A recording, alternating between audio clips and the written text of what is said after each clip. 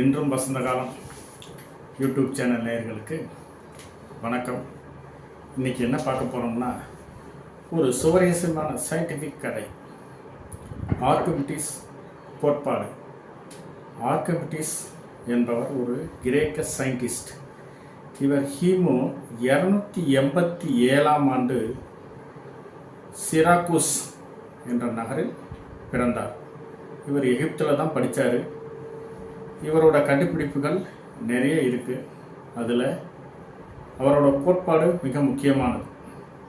அவரோட கோட்பாடை பற்றி சொல்கிறதுக்கு முன்னாடி ஒரு சுவாரஸ்யமான கதை சொல்கிறேன். இவர் படிக்கும் பருவத்தில் இவங்க ஒரு கோல்டு ஸ்மித்து, அதாவது என்னென்னா கோல்டு ஸ்மித் ஃபேமிலி, அதாவது பொற்கொள்ளர். இவங்க ஃபேமிலி எல்லாமே பொற்கொள்ளர். இவர் படிச்சுட்டு இருக்கும்போது இரண்டாம் ஹீரோஸ் அப்படின்னு ஒரு அரசர் எகிப்தை ஆண்டிக்கிட்டு இருந்தார்.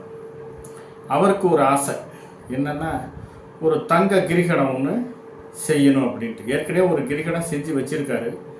அதே மாதிரி ஒரு தங்கத்தில் கிரிகடம் ஒன்று செய்யணும்.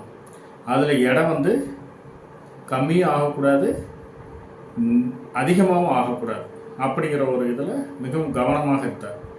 அதனால் அவர் என்ன பண்ணார், எல்லாத்திலையும் சொன்னார், இது மாதிரி இதே அளவு எடையுள்ள ஒரு தங்க கிரிகடம் எனக்கு செஞ்சு கொடுக்கணும் அப்படின்ட்டு.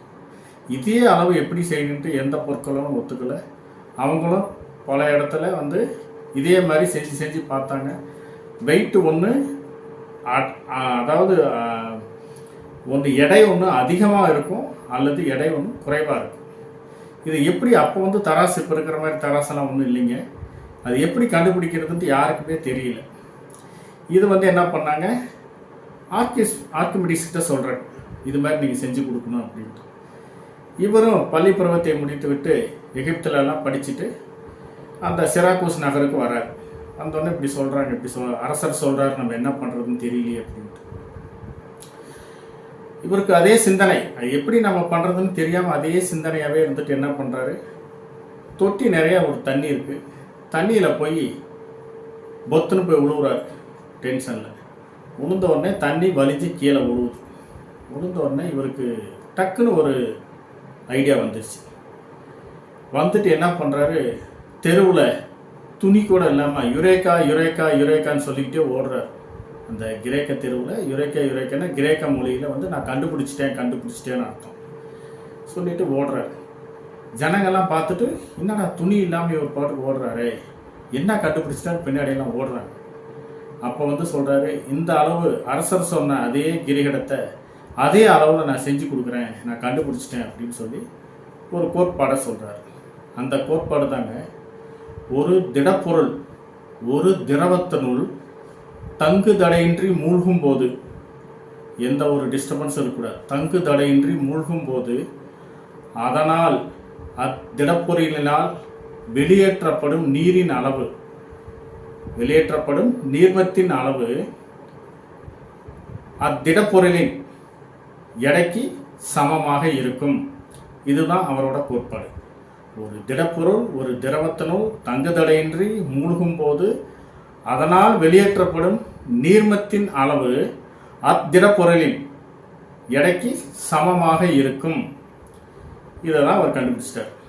இவர் என்ன பண்ணார், அந்த கிரிகடத்தை ஒரு பாத்திரத்தில் வச்சு தண்ணி ஃபுல்லாக ரொப்பி வச்சு அதில் அந்த கிரிகடத்தை போட்ட உடனே தண்ணி வலிஞ்சு கீழே வந்துட்டோடனே அந்த அளவு எடையோட, அப்போ தான் தராசே கண்டுபிடிக்கிறாங்க, அந்த அளவுக்கு எடையோட அந்த கிரிகடத்தை உருவாக்குறார்.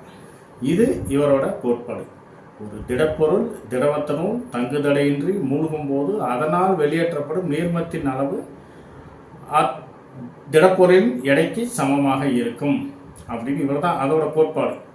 இதில் என்னென்னா, திடப்பொருள் மூழ்கும் போது எதிர்வினை, அங்கே ஒன்று ஆக்டிவ் புவியீர்ப்பு விசைக்கு ஒரு எதிர்வினை அதில் தண்ணியில் உண்டாகுது.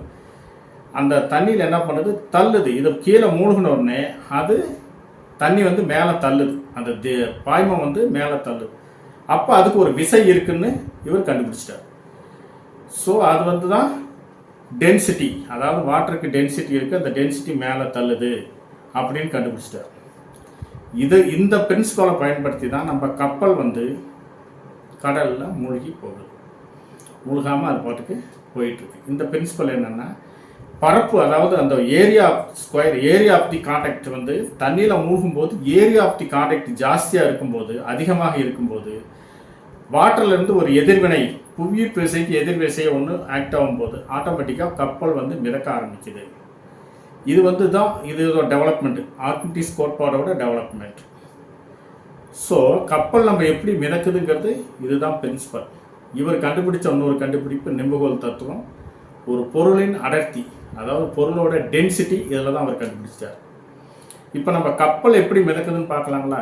கப்பல் வந்து எப்படி மிதக்குதுன்னா, இதோட வாட்டர் ஒரு ஏரியா ஆஃப் தி கான்டாக்ட் பரப்பளவு ஜாஸ்தியாக இருந்து தண்ணியில் மிதக்கும் போது அதனால் வெளியேற்றப்படும் நீரின் அளவு, அதாவது அந்த எடைக்கு, அந்த கப்பலோட எடைக்கு அதிகமாக இருக்கணும், அல்லது கப்பலோட எடையின் அளவு சரியாக இருந்தால் அந்த பொருள் டெஃபினட்டாக ஏரியா ஆஃப் தி கான்டாக்ட் ஜாஸ்தியாக இருந்தால் அந்த பொருள் மிதக்கும். இது வந்து கோட்பாட்டுக்கு